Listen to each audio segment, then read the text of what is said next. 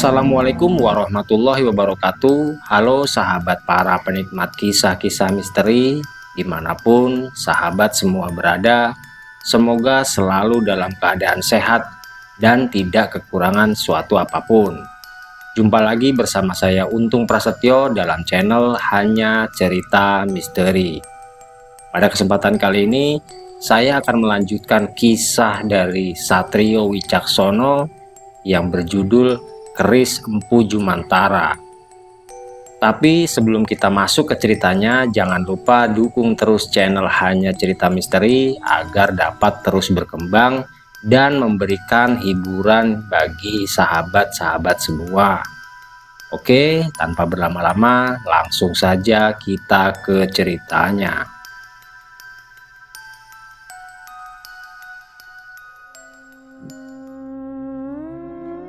Entah sudah berapa lama Satrio tertidur di atas dipan bambu yang ada di ruang tamu rumah Mbah Gumilar. Pagi itu, Wanto yang baru datang pun langsung membangunkannya sambil terus menggoyang-goyangkan tubuh Satrio dengan kencang. "Yo, bangun yo, bangun, sudah siang," ujar Wanto sambil terus menggoyang-goyangkan bahunya.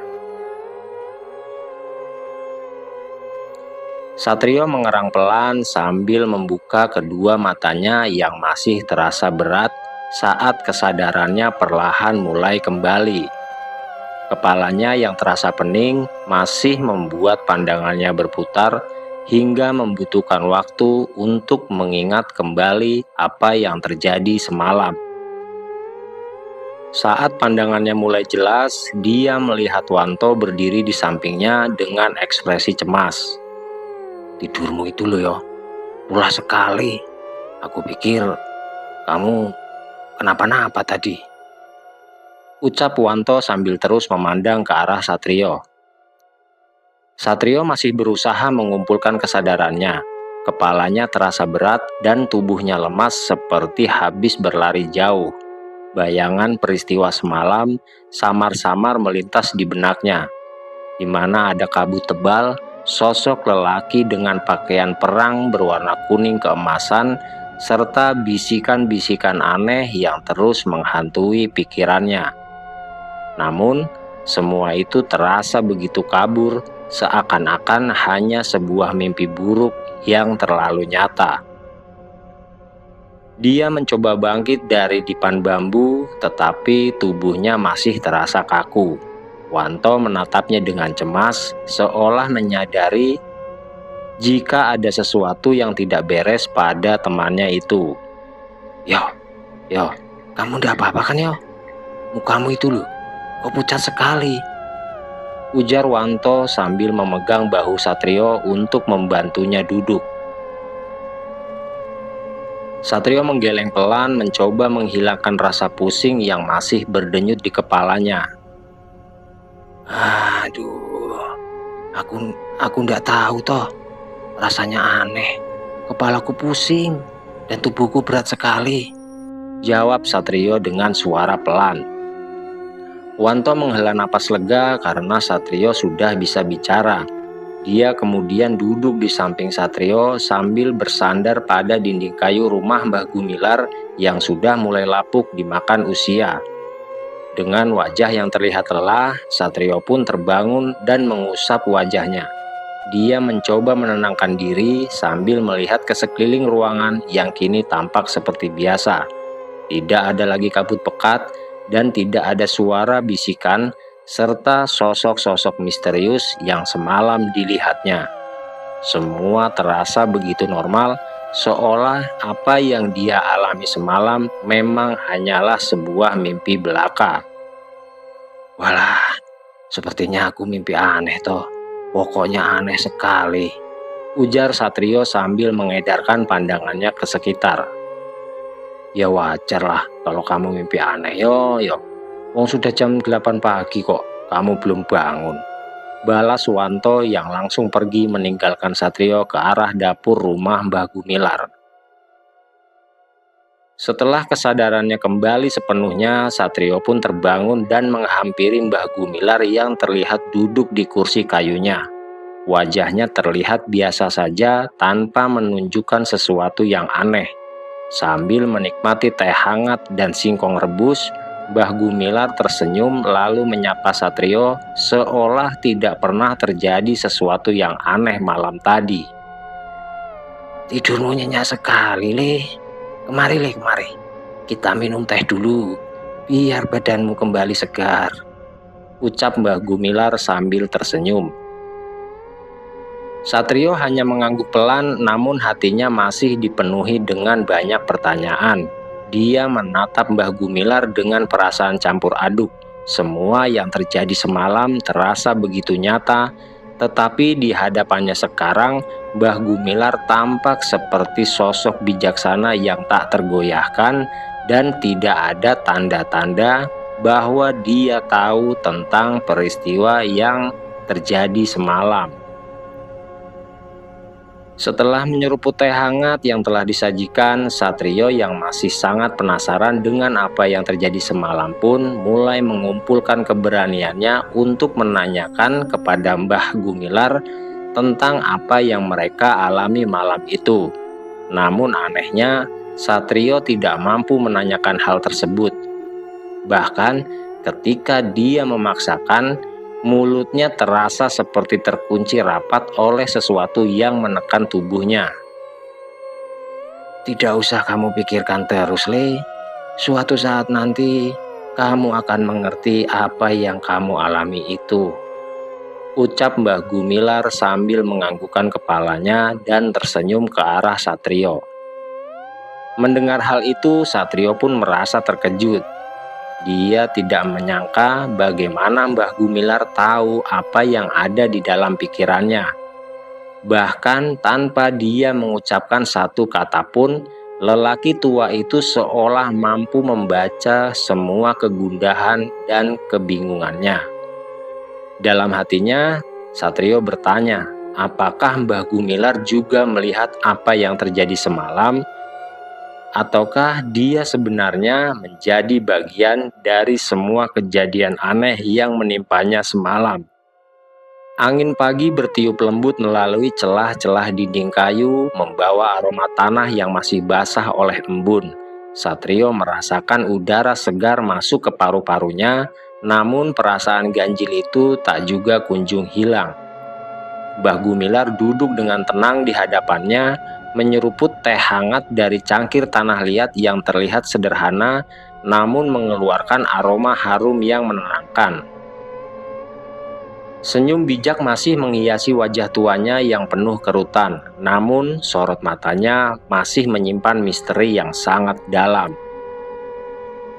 Satrio yang ingin sekali bertanya tentang sosok lelaki dengan pakaian perang yang terus menunjuk ke arahnya, lalu tentang bayangan-bayangan hitam yang mengerikan, dan tentang kekuatan keris Empu Jumantara yang tiba-tiba menyatu dengan dirinya. Namun, semakin keras dia mencoba membuka mulut, semakin kuat rasa sesak yang menekan dadanya. Seolah-olah ada kekuatan tak kasat mata yang melarangnya untuk mengungkapkan segala kegelisahan itu. "Minumlah, Le, biar tubuhmu kembali segar." "Sudah, tidak usah kamu pikirkan, Le," ujar Mbah Gumilar sambil mendorong cangkir teh yang baru saja diisi oleh Wanto ke arah Satrio. Dengan gemetar, Satrio mengangkat cangkir itu dan menyeruputnya perlahan. Kehangatan teh mulai menjalar ke seluruh tubuhnya, membuat otot-otot yang tegang perlahan-lahan menjadi rileks. Meski begitu, pikirannya tetap bergolak. "Aku harus pergi ke kebun dulu, Le. Ada beberapa tanaman yang perlu aku rawat. Kamu di sini saja, istirahatlah yang cukup," ujar Mbah Gumilar yang membuat Satrio menganggukkan kepalanya. "Dan ingat satu hal, Le, apa yang ada pada dirimu, gunakanlah untuk membantu orang-orang yang membutuhkan pertolongan.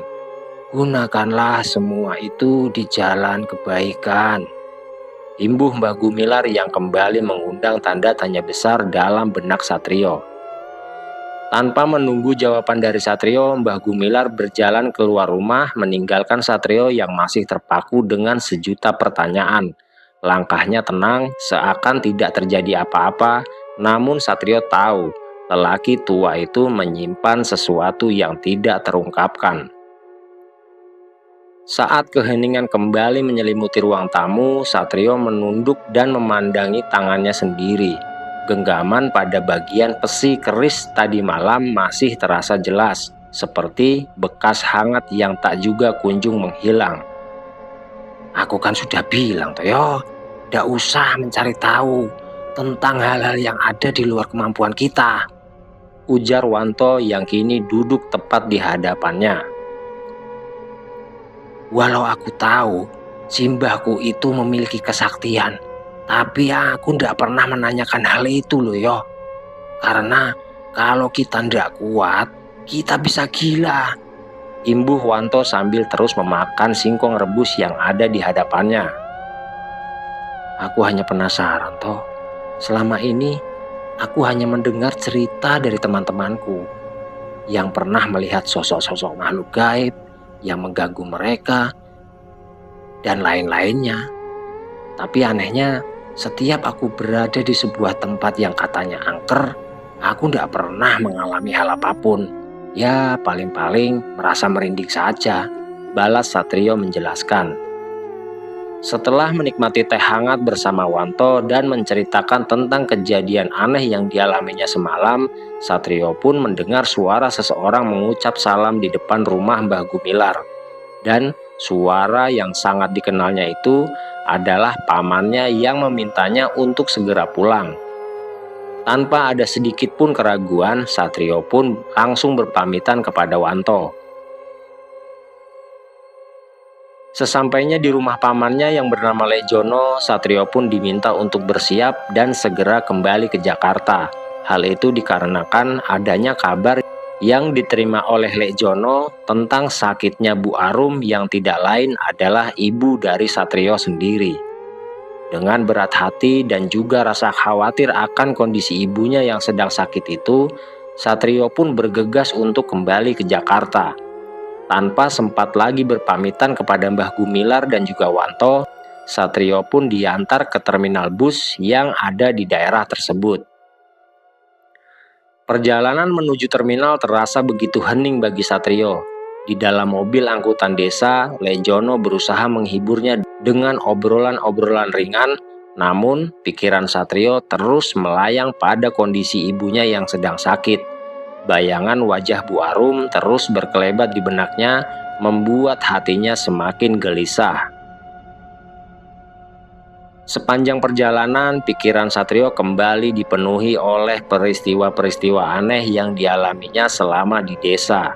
Sosok Mbah Gumilar yang membawanya kepada hal-hal aneh di luar nalar, dan pertemuannya dengan lelaki bertubuh tegap yang mengenakan pakaian perang zaman kerajaan, hingga kekuatan misterius dari bilah keris tua yang tidak memiliki gagang atau hulu dan juga sarung atau warangkanya. Berjam-jam telah berlalu dan hari pun mulai gelap saat bus melaju di jalan panjang menuju Jakarta. Satrio mencoba memejamkan mata, namun bayangan wajah ibunya terus membuatnya merasa khawatir. Dia tahu sesuatu yang lebih besar sedang menantinya di sana. Sesuatu yang mungkin berkaitan dengan takdir yang mulai terkuak sejak pertemuannya dengan bilah keris Empu Jumantara. Tidak lama setelah itu, Satrio mulai merasakan kantuk yang begitu berat. Matanya perlahan terpejam dan kesadarannya mulai menghilang. Sementara itu, bus terus melaju dalam gelapnya malam, membawa Satrio menuju kenyataan yang harus dihadapinya bersama misteri-misteri yang belum dapat dipecahkannya. Sesampainya di Jakarta, Satrio pun merasa lega karena Bu Arum sudah dibawa kembali ke rumahnya setelah dirawat di rumah sakit selama 2 hari. Dan saat itu, Satrio kembali menjalankan aktivitas seperti biasanya dengan membawa pengalaman baru yang didapatnya selama dia berlibur di desa. Setelah 1 minggu dia berada di Jakarta, Satrio pun dikejutkan dengan kabar duka tentang kepergian Mbah Gumilar. Kabar duka itu diterimanya melalui Lejono yang kala itu menelpon Bu Arum untuk menanyakan keadaannya. Lejono mengatakan jika Mbah Gumilar ditemukan meninggal dalam tidurnya 2 hari yang lalu, dengan wajah yang tenang dan tidak mengalami sakit sebelumnya. Tidak ada tanda-tanda kesakitan atau penderitaan di wajah tuanya, seakan kepergiannya itu telah ditentukan dengan damai. Kabar duka itu tentunya menjadi pukulan berat bagi Satrio. Dia tidak mengira jika pagi itu adalah hari terakhirnya dia bertemu dengan Mbah Gumilar. Pagi di mana sosok lelaki tua itu berpamitan untuk pergi ke ladang sambil memberinya sedikit wejangan yang belum mampu dipahaminya. Kabar meninggalnya Mbah Gumilar yang datang begitu tiba-tiba tentu membuat Satrio belum bisa sepenuhnya percaya. Di dalam hatinya ada rasa sesal yang sulit diungkapkan. Jika saja dia tahu bahwa pertemuan itu adalah yang terakhir, mungkin dia akan bertanya lebih banyak dan mendengarkan lebih dalam, atau setidaknya mengucapkan terima kasih dengan lebih tulus atas apa yang telah beliau berikan. Sore itu sinar matahari senja memancarkan warna keemasan yang lembut, menyinari langit dengan nuansa jingga yang hangat. Satrio berdiri di balik jendela kamarnya, menatap kosong ke arah cakrawala. Dadanya terasa sesak, namun pikirannya melayang jauh kembali ke desa tempat Mbah Gumilar tinggal.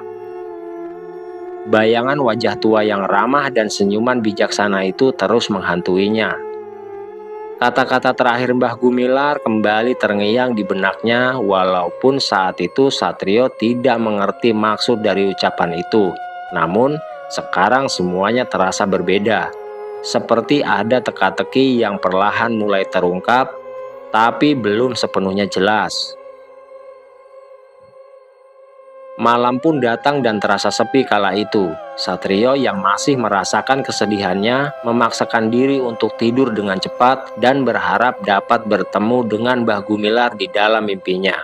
Namun, alih-alih dapat bermimpi bertemu dengan sosok yang memberinya sebuah pengalaman tak terlupakan itu, Satrio justru mengalami sebuah kejadian janggal yang sangat tidak masuk akal. Di malam yang terasa sunyi dan sepi itu, tiba-tiba Satrio terbangun karena mendengar suara gaduh yang berasal dari lemari pakaian yang ada di dalam kamarnya. Suara itu seolah memberitahunya jika ada sesuatu di dalam lemari kayu itu. Awalnya, Satrio enggan untuk memeriksa apa yang ada di dalam lemarinya karena dia menganggap jika mungkin itu hanya suara tikus yang berusaha keluar dari dalam lemarinya. Namun semakin lama suara itu semakin terdengar jelas dan bukan lagi sekedar bunyi gesekan kayu atau langkah kecil dari hewan pengerat. Tapi ada sesuatu yang berbeda, sesuatu yang membuat bulu kuduk Satrio langsung meremang kala itu. Detak jantung Satrio berdegup lebih cepat. Dia mencoba mengabaikan perasaan aneh yang menyelimutinya. Akan tetapi, suara gaduh itu tidak juga kunjung berhenti, seakan ada sesuatu yang menunggu untuk ditemukan. Dalam kegelapan kamar yang hanya diterangi oleh lampu jalan dari luar jendela, Satrio menatap lemarinya dengan perasaan campur aduk antara rasa penasaran dan juga rasa ketakutan. Udara malam terasa lebih dingin, seolah ada energi yang mengelilingi ruangan itu. Satrio menggenggam erat selimutnya dan berusaha meyakinkan diri bahwa ini hanyalah perasaannya saja. Namun, tubuhnya tetap terasa tegang. Dalam keheningan yang mencekam, tiba-tiba lemari itu berguncang perlahan, seakan sesuatu di dalamnya mencoba untuk keluar. Satrio menahan napas, dia mulai merasa tubuhnya kaku dan sulit untuk bergerak. Dalam hati, dia mencoba meyakinkan diri bahwa ini hanyalah imajinasinya saja. Namun, ketika pintu lemari itu perlahan terbuka dengan sendirinya. Dari celah kecil itu mulai memperlihatkan sesuatu yang ada di dalamnya. Sebuah cahaya tampak berpendar dan membuat lemari itu berguncang lebih hebat lagi.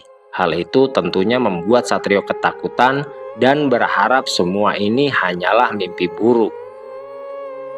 Akan tetapi di tengah rasa takutnya itu, Satrio mulai mendengar dengan jelas suara seseorang yang memberitahukan kedatangannya. Dan setelah itu, lemari yang berguncang hebat pun kembali terdiam bersamaan dengan menghilangnya sebuah cahaya yang berpendar dari dalam lemari.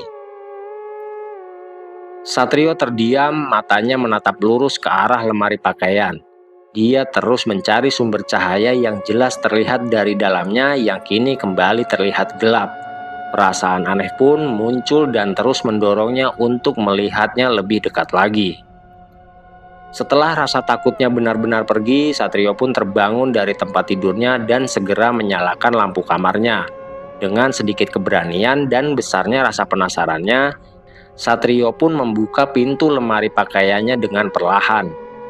Dan betapa terkejutnya dia ketika Satrio melihat ada bilah keris tanpa warangka di atas tumpukan pakaiannya. Udara di dalam kamar mendadak terasa berat, seakan ada sesuatu yang tidak terlihat yang sedang mengawasinya. Suara angin yang sebelumnya terdengar menenangkan kini berubah menjadi desiran samar yang menggema di telinganya. Satrio tidak tahu apa yang sedang terjadi, tapi satu hal yang pasti, pusaka itu benar-benar telah datang dan memilihnya untuk menjadi tuannya. Sambil menghela napas panjang, Satrio menatap ke arah bilah keris Empu Jumantara yang tiba-tiba datang dengan sendirinya. Bersamaan dengan itu, tangan kanannya yang terasa lebih berat dari sebelumnya bergerak dengan sendirinya menggapai keris tersebut, lalu mengangkat dalam genggamannya. Begitu jari-jarinya menyentuh bilah keris itu, sesuatu yang luar biasa pun terjadi. Hawa dingin tiba-tiba terasa menusuk, dan pada saat yang sama ada getaran halus yang menjalar dari ujung jari hingga ke seluruh tubuh Satrio. Seketika itu juga pandangannya menjadi kabur, kepalanya terasa pusing, dan dalam sekejap dunia di sekelilingnya berubah. Kamar yang tadi diterangi lampu kini berubah menjadi ruangan remang-remang dengan dinding batu berlumut. Udara di sekitarnya pun berbau tanah basah dan aroma khas tercium dari dupa yang menyala di sudut ruangan. Cahaya kuning keemasan dari api kecil menari di dinding, menciptakan bayangan-bayangan yang bergerak seolah hidup. Satrio berdiri di tengah ruangan yang terasa begitu asing, tetapi entah mengapa ada sesuatu di dalam dirinya yang mengatakan bahwa tempat ini adalah bagian dari masa lalu yang menyimpan sebuah rahasia yang telah lama tersembunyi. Dalam keheningan di tempat asing itu, bayangan masa lalu mulai bermunculan, seperti yang pernah dialaminya ketika Satrio berada di rumah Mbah Gumilar kala itu. Adegan demi adegan berputar dalam pikirannya seperti potongan kisah yang mengalir tanpa terkendali. Potongan-potongan kisah itu terhenti ketika Satrio melihat lelaki tua yang sedang menempa bilah keris di atas bara api. Suaranya berdesis setiap kali dipukul dengan palu besi. Pemandangan itu terasa begitu nyata, seakan-akan Satrio benar-benar berada di tempat tersebut. Dia melihat dengan jelas bagaimana bara api memerah, memancarkan cahaya jingga yang menari-nari di wajah lelaki tua yang sedang menempa keris itu. Suara dentingan palu yang menghantam logam bergema di udara, penuh kekuatan hingga menciptakan irama yang aneh dan menegangkan. Lelaki tua itu tampak fokus dan setiap gerakannya begitu terukur dan penuh kehati-hatian. Jari-jarinya yang kokoh dan berotot menggenggam palu besi dengan mantap, menghujamkan kekuatan pada bilah logam panas yang perlahan-lahan membentuk bilah keris. Keringat yang mengalir di dahinya jatuh ke bara api, menciptakan suara desis yang samar berpadu dengan suara dentingan palu. Satrio ingin mendekat dan ingin melihat lebih jelas, namun kakinya terasa berat. Tubuhnya seakan tertambat di tempatnya berdiri. Dia hanya bisa menyaksikan dari kejauhan dan terpaku pada keindahan serta kekhusyuan proses pembuatan keris yang belum pernah dilihatnya sebelumnya. Saat keris itu semakin jelas, lelaki tua tersebut berhenti sejenak. Dia mengangkat keris yang masih membara itu, lalu menatapnya dalam-dalam dengan penuh kekaguman dan rasa kehormatan. Lalu, dengan suara yang lirih namun jelas, dia mulai membisikkan doa-doa atau mantra-mantra kuno yang tidak dimengerti oleh Satrio. Mantra-mantra kuno yang terdengar asing itu bergaung di udara, mengalun dengan lembut seperti nyanyian yang datang dari masa lampau. Kata-katanya tidak dapat dimengerti, namun di dalamnya tersimpan kekuatan dan kehikmatan yang begitu dalam. Seperti ada roh yang hadir di antara bara api dan bilah keris tersebut. Satrio pun mulai memahami sesuatu yang sangat sulit dimengerti. Perjalanannya menembus waktu dan kembali ke masa lalu membuatnya yakin jika keris yang mendatanginya itu ingin Satrio menyaksikan proses sakral pembuatannya. Dada Satrio bergetar dan bulu kuduknya kembali meremang ketika dia merasakan energi yang kuat dan hangat mengalir di sekelilingnya, menyelimutinya dalam aura yang tak kasat mata. Entah mengapa, dia merasa doa-doa itu tidak sekedar mantra biasa, akan tetapi sebuah pengikat jiwa antara sang empu dengan keris yang sedang ditempanya. Ketika doa-doa itu selesai, lelaki tua tersebut meniupkan nafas panjang ke arah keris yang kini memancarkan cahaya merah keemasan. Cahaya yang begitu lembut namun memiliki kekuatan yang luar biasa. Dan dalam satu gerakan perlahan, lelaki tua itu menundukkan kepalanya seolah-olah memberikan hormat pada keris yang telah diciptakannya. Setelah itu, tiba-tiba lelaki tua yang pada zamannya itu disebut empu berhenti dan menoleh ke arah Satrio. Tatapan matanya tajam namun penuh kelembutan, serasa menembus ruang dan waktu. Senyumnya samar, penuh kebijaksanaan, seakan-akan dia telah mengetahui keberadaan Satrio sejak awal. Dada Satrio terasa sesak. Dia merasa ada sesuatu yang begitu akrab dari lelaki tua itu. Seakan dia pernah bertemu atau melihat sebelumnya. Namun, dia tidak bisa mengingat kapan dan di mana waktu itu. Semakin keras dia mengingat, perlahan-lahan timbul perasaan hangat dan damai yang menyelimuti hatinya saat menatap wajah tua yang terlihat sangat bijaksana itu. Tanpa mengeluarkan sepatah kata pun, mengangkat keris yang masih bersinar terang dan mengarahkannya ke atas. Lalu, seketika sinar keemasan menyembur dari ujung keris itu hingga menyilaukan mata Satrio. Setelah itu, tempat di mana Satrio berada terasa kembali berputar dengan cepat dan suara dentingan palu serta mantra-mantra kuno menggema semakin kuat hingga membuat semuanya berubah menjadi kegelapan yang sangat sunyi. Beberapa detik kemudian, gambaran yang dilihat Satrio kembali berubah. Kini gambaran yang dilihatnya menunjukkan sosok lelaki bertubuh tegap dengan pakaian kerajaan. Lelaki yang juga pernah dilihatnya ketika dia berada di rumah Mbah Gumilar itu tampak sedang menahan rasa sakit yang begitu mendalam. Sosok itu duduk bersimpuh sambil menggenggam bilah keris yang tidak asing lagi baginya. Dan tidak lama kemudian, Satrio dibuat terkejut dengan tewasnya lelaki tersebut.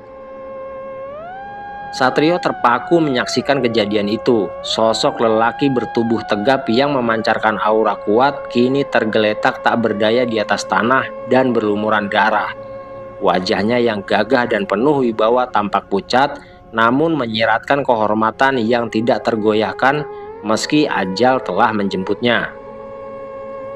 Di tangan kanannya, lelaki itu masih menggenggam erat bilah keris yang sama persis dengan bilah keris Empu Jumantara.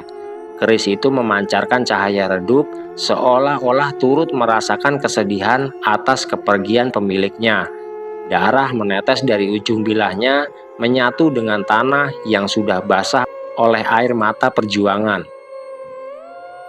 Satrio merasakan dadanya sesak, hatinya bergetar hebat menyaksikan pemandangan memilukan itu.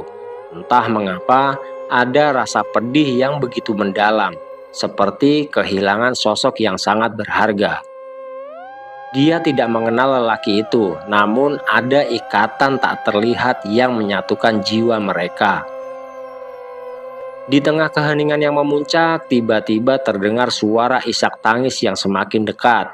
Dan dari balik reruntuhan bangunan kuno, muncul seorang perempuan muda dengan pakaian lusuh namun tetap memancarkan keanggunan yang mempesona.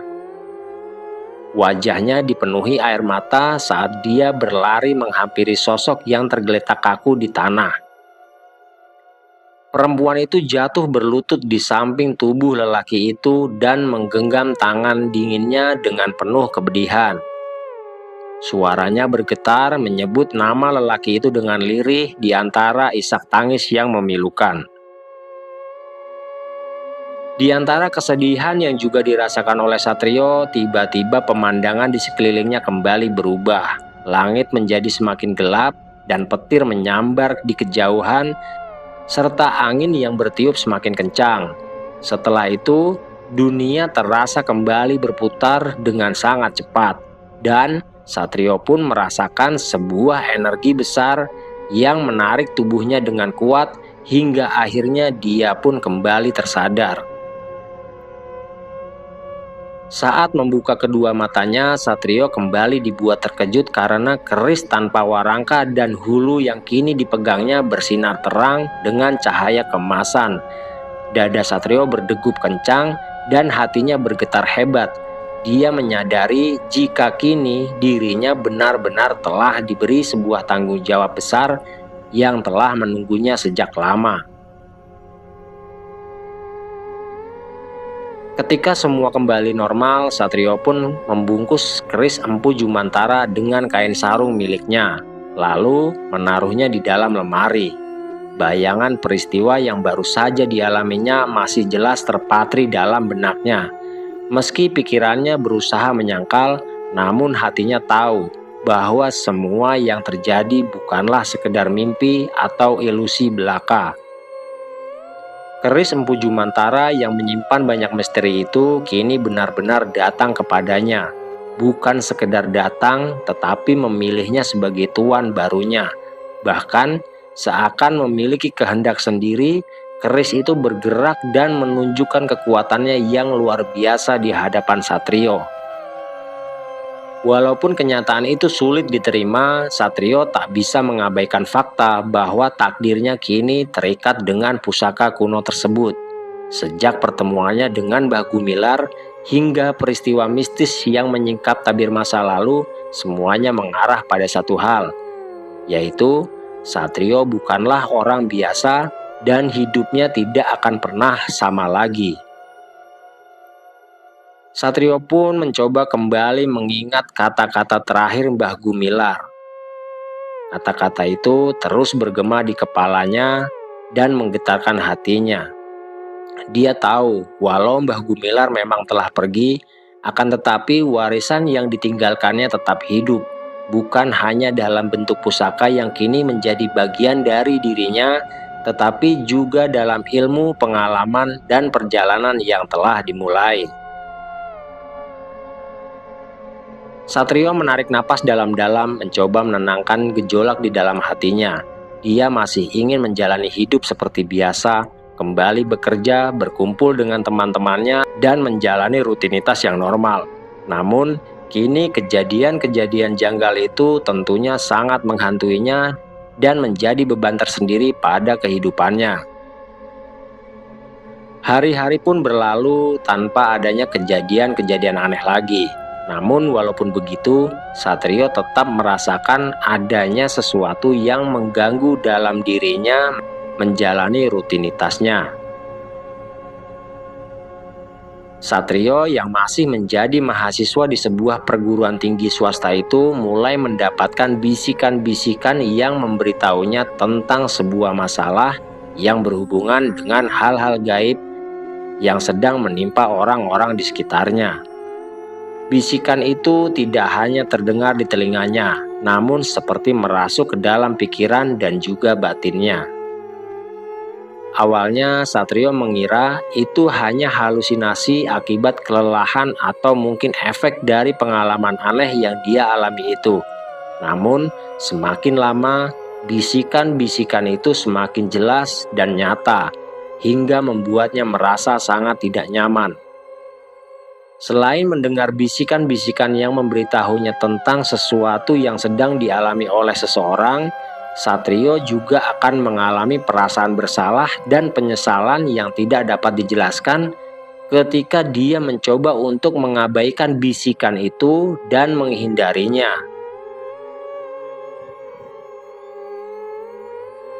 Pernah suatu hari saat sedang dalam perjalanan pulang, Satrio melewati sebuah taman yang cukup sepi. Di sana, dia melihat seorang anak kecil duduk sendirian di bangku taman. Wajahnya terlihat murung dan matanya sembab seperti habis menangis. Saat pandangannya tertuju pada anak itu, sebuah bisikan pun kembali datang. Kali ini lebih kuat dari sebelumnya. Anak itu masih terikat dengan arwah ibunya yang belum tenang, ujar suara bisikan yang terus menggema di kepalanya. Mendengar hal itu, Satrio hanya diam dan terpaku, dan beberapa detik kemudian dia merasa bulu kuduknya mulai meremang. Selain itu, Satrio juga mulai merasakan kesedihan yang sangat mendalam, seolah-olah apa yang sedang dirasakan oleh anak itu, dia juga ikut merasakannya. Ketika dia memperhatikan lebih seksama, samar-samar Satrio melihat bayangan kabur berdiri di belakang anak itu. Sosok perempuan berambut panjang yang wajahnya terlihat muram dengan sorot mata penuh kesedihan. Tubuhnya melayang pelan seolah-olah terhubung dengan anak itu melalui energi yang tak kasat mata. Tapi yang menjadi perhatian Satrio saat itu adalah ada sosok lain yang seolah menyatu dengan sosok perempuan berambut panjang yang tidak lain adalah arwah dari ibu bocah laki-laki itu. Satrio mengusap matanya mencoba memastikan apa yang dilihatnya itu nyata atau sekedar ilusi. Namun, sosok perempuan itu tetap di sana menatap anak kecil itu dengan tatapan penuh kesedihan. Arwah ibunya belum bisa pergi karena ada makhluk gaib lain yang sedang membelenggunya, ujar suara gaib itu yang kembali berbisik dalam pikirannya. Tanpa disadarinya, Satrio melangkah mendekat. Tubuhnya seolah digerakkan oleh dorongan yang tidak bisa dia tolak. Dan ketika Satrio berdiri di depan anak itu, perasaan hangat menyelimuti tubuhnya. Dia tahu ini adalah sebuah panggilan untuk membantu. Dengan suara lembut, Satrio bertanya kepada anak lelaki itu. Kamu kenapa sendirian di sini? Ucap Satrio yang langsung duduk di samping bocah laki-laki itu. Anak itu mengangkat wajahnya sambil menatap Satrio dengan mata yang sembab. Aku kangen ibu, ucapnya lirih sambil kembali menundukkan wajahnya. Hati Satrio terasa sesak mendengar jawaban itu. Dia tidak tahu harus berkata apa. Akan tetapi, tiba-tiba bisikan itu datang lagi. Kali ini terdengar jelas dan sangat tegas. Bantu dia melepaskan ikatannya. Arwah ibunya belum bisa tenang, ujar suara tanpa wujud yang bergema di telinga Satrio. Aneh, apa aku bisa membantunya? Sampean ini siapa toh? Kenapa hanya bersuara di telingaku saja? Balas Satrio dengan nada sinis dalam hatinya. Nanti kau akan tahu siapa aku yang sebenarnya. Jika saatnya tiba, kita pasti akan bertemu, ucap suara tanpa wujud yang sungguh membuat Satrio kesal kala itu. Apakah sampean ini Mbah Gumelar atau sosok penghuni keris Empu Jumantara? Tanya Satrio yang semakin penasaran. Belum saatnya kau tahu siapa aku, Satrio. Sekarang cepat, kau usap wajah anak itu dan tiuplah ubun-ubunnya. Balas sosok yang terus berbisik di telinga Satrio. Dek, namamu siapa? Tanya Satrio sambil mengusap kepala anak laki-laki itu. Namaku Purwa, Mas. Jawab bocah lelaki kecil yang terlihat sangat sedih itu. Tanpa sadar Satrio bergerak perlahan, seolah-olah ada kekuatan yang mengendalikannya membawa jemarinya mendekat ke wajah anak lelaki bernama Purwa itu. Bocah malang yang sedang dirudung kesedihan tersebut memandang Satrio dengan tatapan bingung, tetapi dia tidak mampu menolaknya. Dia tampak terlalu lelah dan putus asa untuk melawan. Satrio menghela napas dalam-dalam mencoba mengusir rasa ragu yang membelenggu hatinya. Meski tidak sepenuhnya mengerti apa yang sedang terjadi, namun ada dorongan kuat yang membuatnya yakin bahwa ini adalah hal yang harus dia lakukan. Dia mengusap wajah anak itu dengan lembut dari kening hingga dagu sambil membisikkan doa dalam hati yang bahkan dia tidak sadari dari mana datangnya kalimat yang dia ucapkan itu. Saat jemarinya menyentuh kulit wajah Purwa, Satrio merasakan hawa dingin yang sangat menusuk ke tulang. Seketika itu juga pandangannya berubah kabur dan dalam sekejap dia melihat bayangan hitam dengan mata merah menyala berdiri di belakang Purwa dan mencengkram pundaknya dengan kuat. Wajah bayangan itu dipenuhi kebencian dan dari mulutnya terdengar erangan yang dalam dan mengerikan. Jantung Satrio berdegup kencang kala itu. Dia ingin berteriak, namun suaranya seakan tercekik di tenggorokan. Akan tetapi, sebelum rasa takut menguasai dirinya, bisikan itu datang lagi dan kali ini lebih lembut serta menenangkan. Jangan takut, Satrio. Tiuplah ubun-ubunnya, dan kau akan melepaskan ikatan yang mengurung arwah ibunya. Walau merasa takut, tapi mau tidak mau Satrio pun mengikuti arahan dari bisikan itu. Dia mendekatkan wajahnya ke kepala Purwa dan menghembuskan nafas perlahan di ubun-ubun anak laki-laki itu sambil memejamkan mata. Ketika hembusan napas itu menyentuh kulit bocah malang itu, terdengar suara raungan nyaring yang menggema.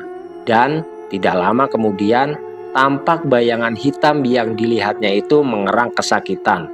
Tubuhnya bergetar hebat sebelum akhirnya lenyap dalam kepulan asap hitam yang menghilang ke udara.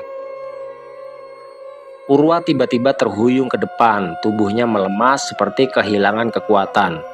Melihat hal itu, Satrio dengan sigap menangkap bahunya agar tidak terjatuh. Dan di saat itulah dia merasakan sesuatu yang hangat dan lembut menyentuh punggung tangannya. Satrio mendongak dan melihat sosok wanita dengan wajah tenang dan penuh kasih sayang berdiri di belakang Purwa. Wajahnya mirip sekali dengan bocah kecil itu, tetapi dengan ekspresi damai yang memancarkan kehangatan. Terima kasih. Kau telah membebaskanku, ucap sosok arwah perempuan itu lirih sebelum tubuhnya berubah menjadi kabut putih yang terbang melayang ke atas dan menghilang bersama hembusan angin. Tidak lama setelah itu Purwa terbangun perlahan, matanya terlihat lebih cerah dan wajahnya tidak lagi pucat. Dia menatap Satrio dengan ekspresi bingung seolah baru saja terbangun dari mimpi buruk yang panjang. Aku kenapa, Mas? Apa yang terjadi? Tanya Purwa dengan suara pelan. Sudah, tidak apa-apa. Semuanya sudah berakhir. Sekarang, ayo kita pulang. Biar kamu, Mas antar. Jawab Satrio sambil mengusap kepala Purwa dengan lembut. Saat itu, Satrio menyadari bahwa dirinya tidak bisa lagi lari dari takdir yang telah dipilihkan untuknya. Suara tanpa wujud itu benar. dia memiliki kekuatan untuk membantu orang-orang yang diganggu oleh makhluk tak kasat mata. Dan meski belum sepenuhnya memahami dari mana kekuatan itu berasal, dia tahu bahwa kisah perjalanannya baru dimulai. Sejak saat itu, Satrio tidak lagi mengabaikan bisikan-bisikan gaib yang datang kepadanya. Dia mulai menerima takdirnya sebagai perantara antara dunia nyata dan dunia gaib, serta membantu mereka yang diganggu oleh makhluk tak kasat mata, dan menuntun arwah penasaran menuju ketenangan abadi. Setelah kejadian malam itu, Satrio tidak lagi sama. Dunia yang dulu dikenalnya sebagai tempat yang sederhana dan nyata, kini terbentang menjadi dua sisi yang saling berdampingan. Dengan mata batin yang telah terbuka, Satrio mampu melihat hal-hal yang tak kasat mata dan merasakan kehadiran makhluk dari alam lain, serta mendengar bisikan gaib yang membawanya pada berbagai misteri yang belum terpecahkan. Kini setiap langkah yang diambilnya seakan terus diikuti oleh kehadiran sosok yang tak terlihat mata. Satrio tidak bisa lagi menganggap segala sesuatu dengan cara biasa. Setiap tempat yang dia kunjungi terasa memiliki aura dan energi yang berbeda. Bahkan di tengah keramaian kota Jakarta, dia bisa merasakan keberadaan makhluk gaib yang berjalan di antara manusia tanpa disadari oleh siapapun kecuali dirinya. Setelah banyak mengalami kejadian-kejadian janggal dan semakin seringnya terdengar bisikan-bisikan gaib yang memberitahu Satrio tentang sesuatu, dia pun kembali teringat akan apa yang diucapkan oleh Mbah Gumilar. Pagi itu, sebelum pergi, beliau berpesan, jika apa yang ada pada dirinya saat ini haruslah digunakan untuk membantu orang-orang yang membutuhkan pertolongan pada jalan kebaikan.